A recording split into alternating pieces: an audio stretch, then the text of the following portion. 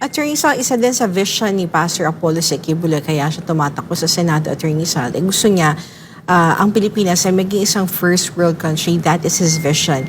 Attorney Sal, with that kind of vision ni Pastor and his accomplishment as a pastor, as a leader of the Kingdom of Jesus Christ, do you think, Attorney Sal, kaya gawin ito ni Pastor?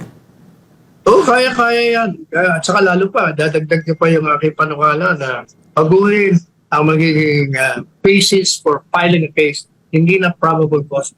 Kung hindi evidence that will be sufficient for conviction, dapat ganyan na ang magiging tibata.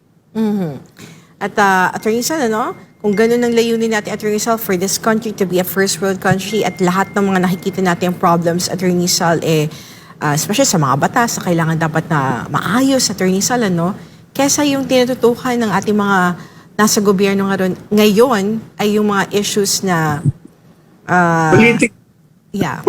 puro politika, Attorney Sal, at hindi yun talagang malapit sa bituka ng taong bayan, Attorney Sal. And I hope, and we hope, all of us Filipinos, Attorney Sal, na yung mga iboboto natin na susunod ng mga mambabatas, ganun ang way of thinking, Attorney Sal, more on the interests of the Filipino, pro-Filipino, kaysa sa self-interest nila, Attorney Sal.